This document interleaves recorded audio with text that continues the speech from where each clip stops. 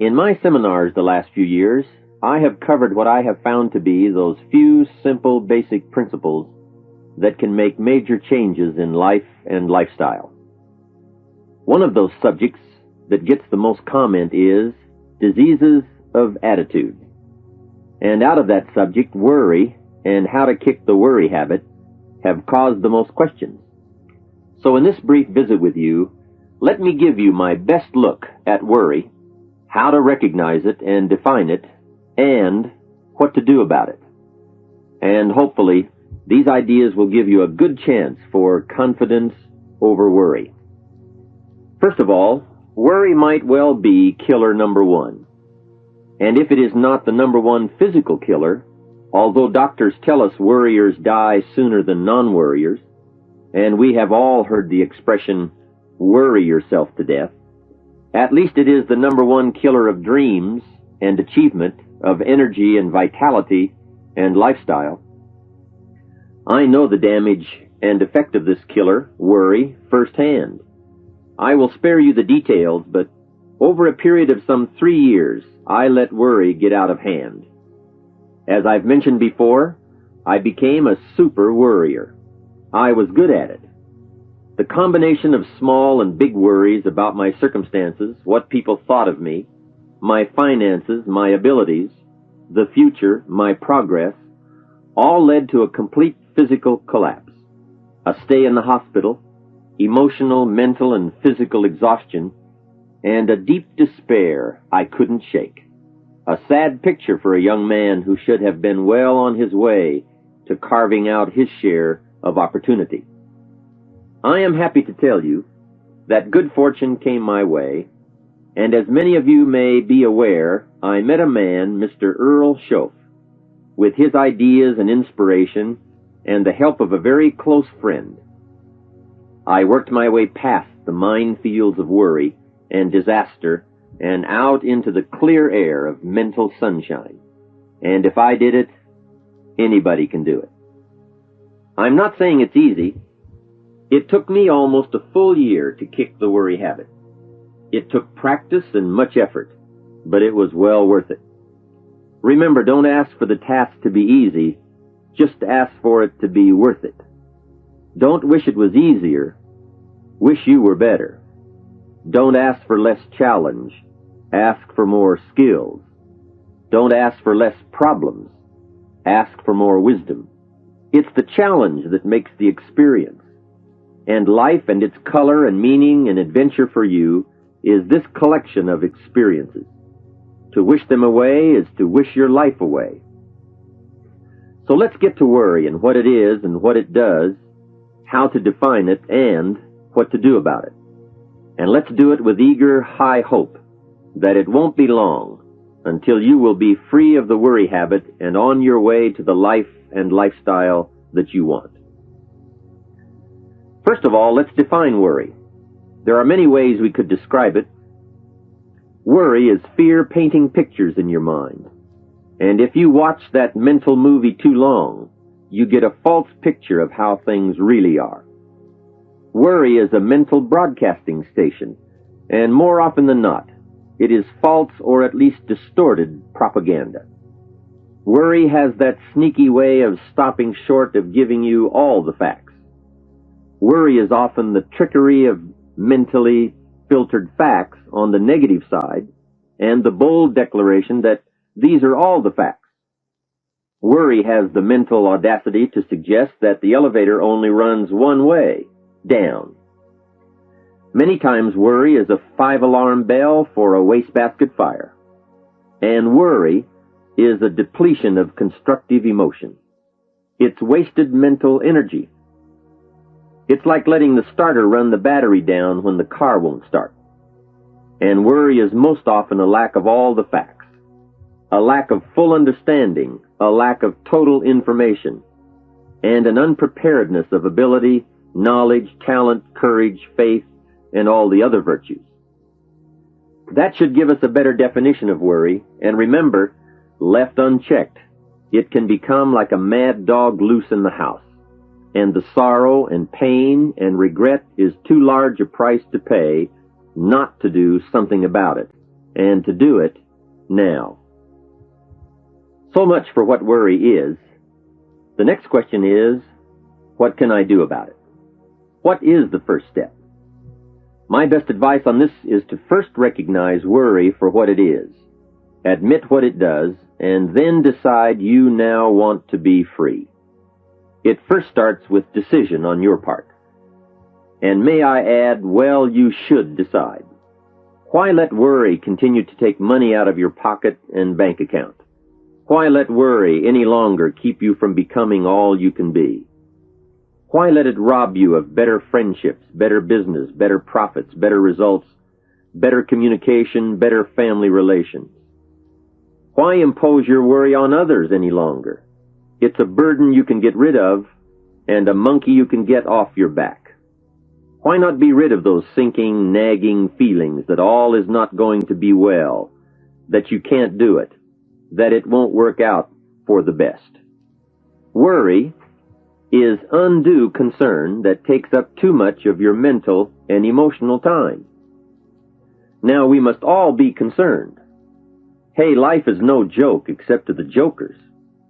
Life and how to live it is a serious matter. It is risky, full of peril, and there are constant threats to the good we want and to the pursuit of happiness. However, it is undue concern, or concern that takes up too much mental time, that begins the harm.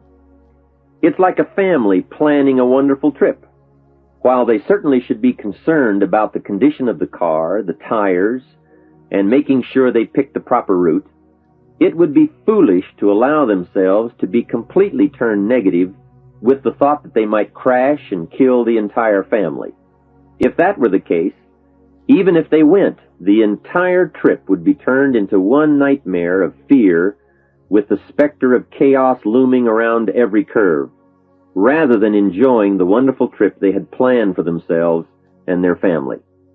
A lot of people do that with their entire life. So, start to make these declarations.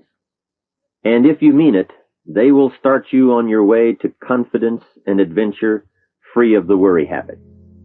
Say first, I've had it with worry. I'm tired of being beaten down and hassled with all those negative mental pictures. I refuse to be tricked by false facts. I'm really not that weak. Never again do I want those sick feelings inside, those mental false alarms. I'm tired of the drain on my resources. I'm tired of the embarrassment of the lack of confidence. I don't want people, especially my family, to see me in this state anymore. I've got more to offer. I refuse to let my life be short-circuited any longer by letting my mind run wild with a distorted view of the facts, whether I bring it up or if it comes from someone else. Prove it to yourself. Think back over all the things that you worried about, all the fantastic, catastrophic events that your well-meaning advisors had told you were going to happen. Be pleased that none of them ever happened to you, or else you would not be alive today. 90% of the things you worry about never happen anyway. All of us have had these well-meaning advisors who want to appear larger in the eyes of those they wish to advise, and who immediately rear back and describe every single bad option they can think of that might possibly happen. By the time they have finished, the one who has come for some confidence and some help wonders why he even bothers to live anymore. And the fact is, those things are never really going to happen anyway. Bring to question now what your mind tells you or what others tell you, and pledge not to go for false alarms. I've had it is a good beginning. This first step will start you arguing with your worry thoughts. Soon you will start to examine your fears and worries to see if they are valid, and you won't let your mind play those mental tricks any longer. It is possible to destroy any emotion you have, including worry and fear, by a very simple process, and that is, analyze it to death. Drag it out on the table and look at it. Weigh it against all of your past experiences. Make sure this one can stand against all the past facts you have. You will now start to use worry instead of letting worry use you. It's a beginning, being in control instead of out of control. You will now let concern and the first signs of worry prompt you to learn, ask questions, and look at all sides in order to evaluate true, positive, constructive action. Now you can say, I will let fear advise me of the facts, but I won't let fear tell me these are all the facts. Nor will I let fear determine my reaction to the facts. I will gladly take up the war of faith over doubt, reason over fear, and positive expectation over worry. So talk to yourself right now into a change of attitude. Be persuasive. Go all out. Show yourself the hell if you don't, and the good life of answers and progress if you do. Say to yourself, what a fantastic feeling it must be to stop the panic drain on my mental energy, emotion, and physical strength. Imagine putting all that saved energy and emotion and strength into my action plans for the good life. Hey, accept the challenge.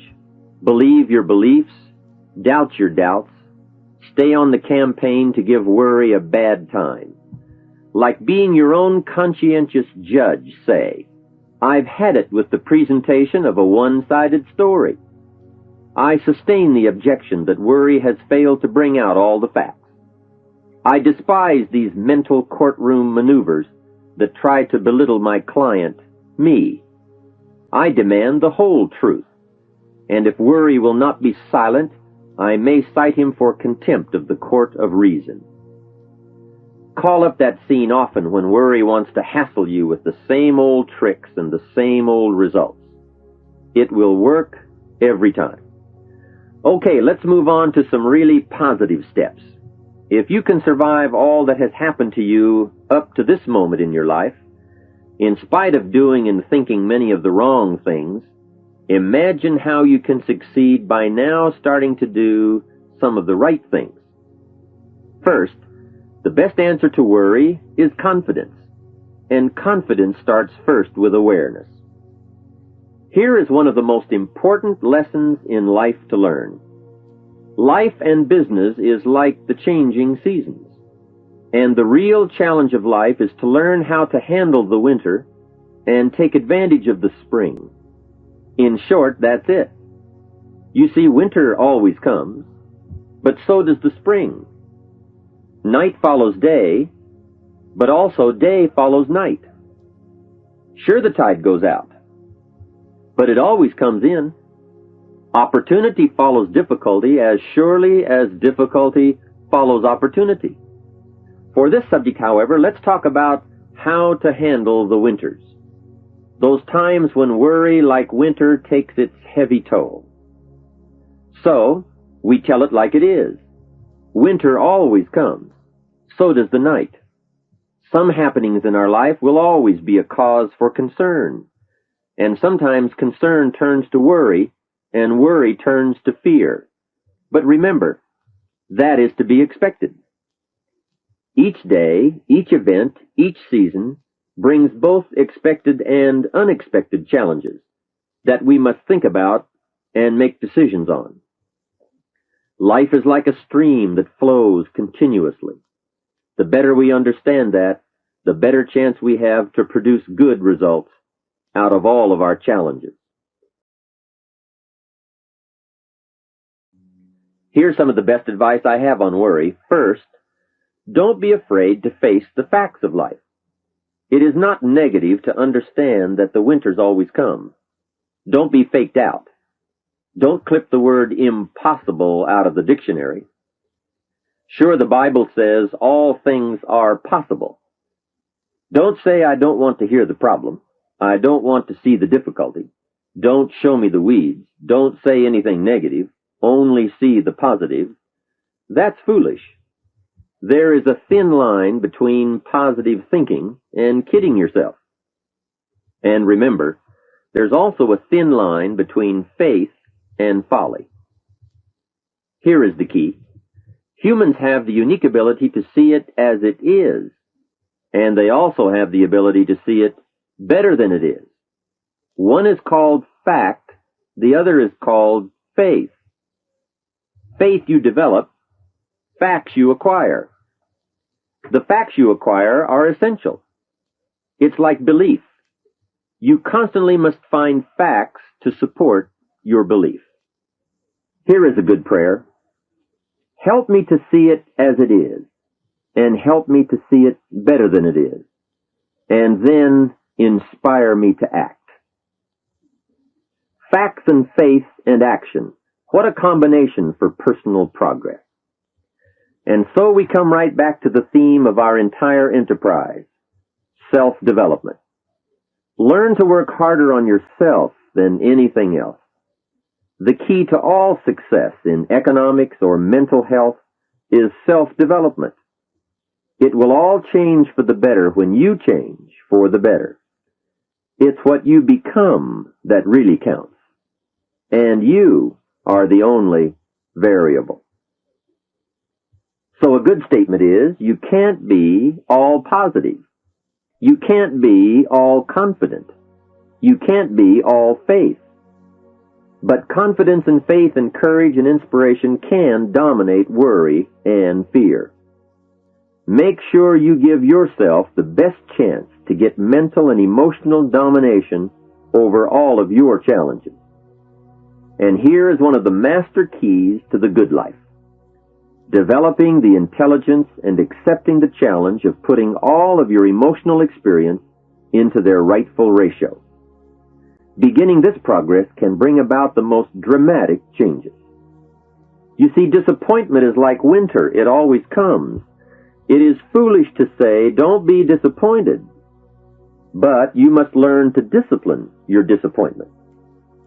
If it dominates 51% of your time, you're in trouble.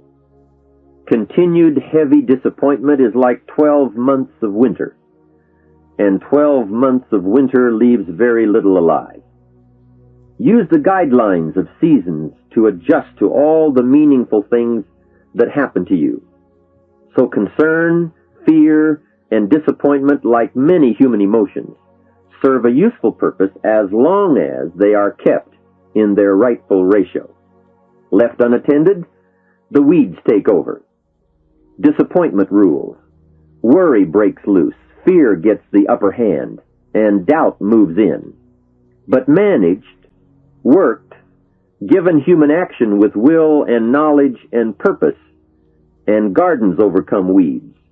Faith overcomes doubt, and confidence pushes worry into a small place. The second major key to mastering worry is to respond. Build up inside of you that heavy desire to be free, to get on with building your life and lifestyle. Too much is waiting to delay. Take a new look at your opportunities. Figure out new ways to seize them immediately and make them work for you. And here is a key. Bring a new dedication that you will master yourself with enough discipline to be more than qualified to do the present job and prepare yourself for the next move up. Expose yourself to every stimulation possible that will put all this in perspective. Now let's move on to a very important point, and that is, the best answer to worry is confidence. First, self-confidence. I can better handle next winter. I have a strong shelter. It is stocked with supplies. I now know how to take advantage of the spring. I'm going to plant better crops and bigger crops. I can last through the summer. I won't quit this time. I'll study weeds and how to get rid of them. I'll be less frightened of the changing weather and the quick storms. In the fall, I will exercise more care and reap what I have without complaint and blame nothing for the amount of my harvest. I'll learn to save a fair portion so that I can survive the bad seasons when out of control the hailstorm comes and it all goes wrong. Now we must consider this. The most fatal deterrent to self-confidence is guilt. Not doing all you know how to do to the full extent of your present ability weakens the foundation for confidence. The biggest part of worry comes from the lack of this personal confidence. And lack of confidence comes from two major things. First, no goals or plans. And second, no daily discipline to achieve. The inaction to cure or handle small tasks is what starts the guilt process. And that always tends to make you look at what's wrong and expect the worst.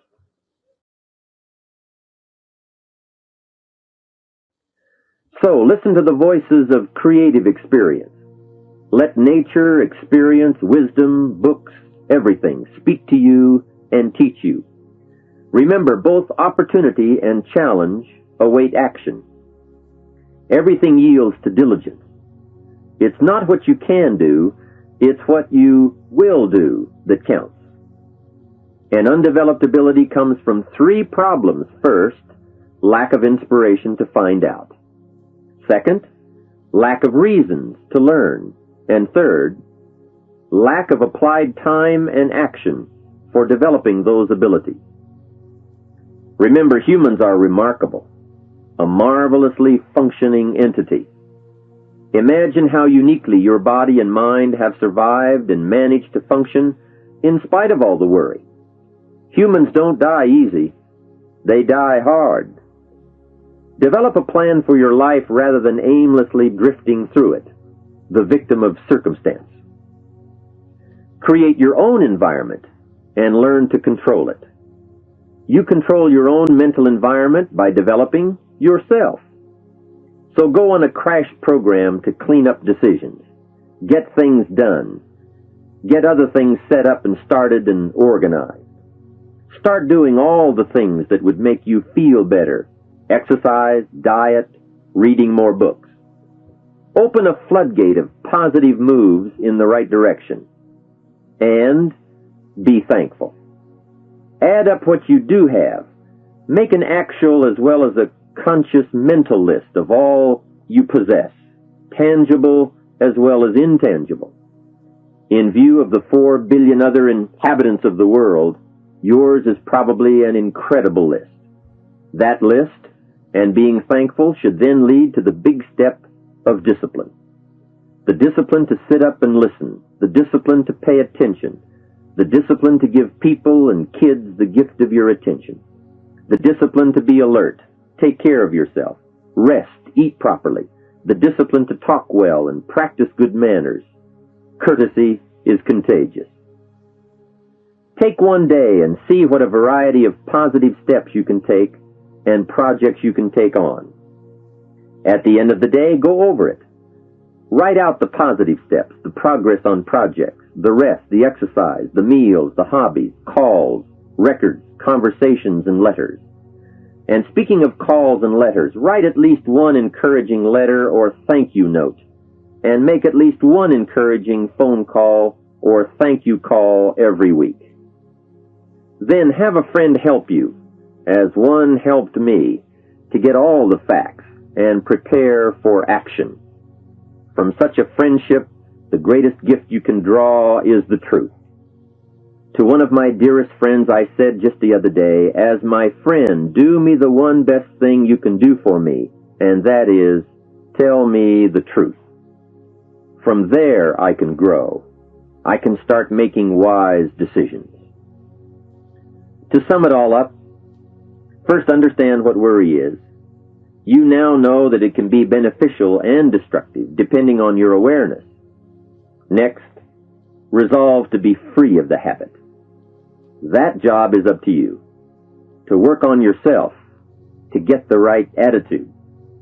Next, start the daily action of first cleaning up all your current situations. Remember, little achievements lead to confidence that conquers guilt. Then buy up every challenge to reach your goal. You can now handle it. The winter, the spring, the harvest. Bring a new zeal to every problem, to every fear, to every opportunity. the inspiration from it all, and the immediate and future progress that will someday give you a view from the top of your goals, your adventure, and your achievements.